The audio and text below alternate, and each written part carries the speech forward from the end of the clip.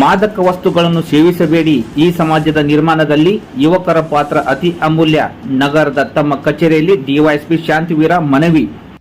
ಬಾಗಲಕೋಟೆ ಜಿಲ್ಲೆಯ ಜಮಖಂಡಿ ಉಪವಿಭಾಗದ ಕಚೇರಿಯಲ್ಲಿ ಡಿವೈಎಸ್ಪಿ ಶಾಂತಿವೀರ ಅವರು ಸ್ವಾಮಿ ವಿವೇಕಾನಂದರ ಜನ್ಮದಿನದ ಶುಭಾಶಯಗಳನ್ನು ತಿಳಿಸುವುದರ ಮೂಲಕ ರಾಷ್ಟ್ರದ ಶಕ್ತಿ ಯುವಕರೆಂದು ತಿಳಿಸುತ್ತಾ, ಆದರೆ ಈಗಿನ ಯುವ ಜನತೆ ಅತಿಯಾದ ಮಾದಕ ದ್ರವ್ಯಗಳನ್ನು, ಮಾದಕ ವಸ್ತುಗಳನ್ನು ಸೇವಿಸುವುದರ ಮುಖಾಂತರ ತಮ್ಮ ಜೀವನವನ್ನು ತಾವೇ ಹಾಳು ಮಾಡಿಕೊಂಡು ಈ ಸಮಾಜದ ವ್ಯವಸ್ಥೆಯನ್ನು ಬದಲಾಯಿಸುತ್ತಿದ್ದಾರೆ.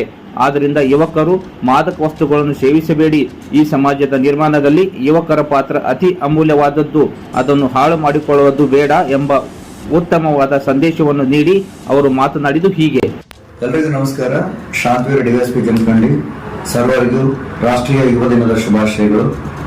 ಆತ್ಮೀಯ ಬಂಧುಗಳೇ, ನಮ್ಮ ಭಾರತದ ಯುವ ಜನತೆ ನಮ್ಮ ರಾಷ್ಟ್ರದ ಶಕ್ತಿ, ನಮ್ಮ ರಾಷ್ಟ್ರದ ಆಸ್ತಿ. ಆದರೆ ಇವತ್ತು ಯುವ ಜನತೆ ಅನೇಕ ದುಶ್ಚಟಗಳಿಗೆ ಬಲಿಯಾಗಿ ತಮ್ಮ ಜೀವನವನ್ನು ಹಾಳು ಮಾಡ್ಕೊಳ್ತಾ ಇದ್ದಾರೆ. ಅದಲ್ಲದೆ ವಿಶೇಷವಾಗಿ ಮಾದಕ ವಸ್ತುಗಳ ಸೇವನೆ ಮಾಡೋದ್ರ ಮುಖಾಂತರ ತಮ್ಮ ಜೀವ ಮತ್ತು ಜೀವನ ಎರಡನ್ನೂ ಸಹ ಕೊಡ್ತಕ್ಕಂಥದ್ದು ತುಂಬಾ ದೊಡ್ಡ ಸಂಗತಿ ಅಂದ್ರೆ ತಪ್ಪಾಗಲಾರದು. ಈ ಮಾದಕ ವಸ್ತುಗಳಾಗಿರ್ತಕ್ಕಂಥ ಗಾಂಜಾ, ಚರಸು, ಅಫೀಮು, ಕೊಕೇನ್ ಈ ತರ ಅನೇಕ ವಸ್ತುಗಳನ್ನ ಬೆಳೆಯೋದು, ಸಂಗ್ರಹ ಮಾಡೋದು, ಮಾರಾಟ ಮಾಡೋದಲ್ಲದೆ ಸೇವನೆ ಮಾಡೋದು ಸಹ ಅಪರಾಧ ಆಗುತ್ತೆ. ಸೇವನೆ ಮಾಡಿದ್ರೆ ನಮ್ಮಲ್ಲಿ NDPS ಆಕ್ಟ್ ಅಲ್ಲಿ 27B ಕಲಮಲ್ಲಿ ಕೇಸ್ ರಿಜಿಸ್ಟರ್ ಆಗುತ್ತೆ. ಸೇವನೆ ಮಾಡಿದ್ದನ್ನ ಪತ್ತೆ ಹಚ್ಚೋದಕ್ಕೆ ಇವತ್ತು ಮಾರ್ಕೆಟ್ ಅಲ್ಲಿ ಅನೇಕ ಕಿಟ್ಗಳು ಬಂದಿದ್ದಾವೆ. ಇದೊಂದು ಕಿಟ್ ಇದೆ.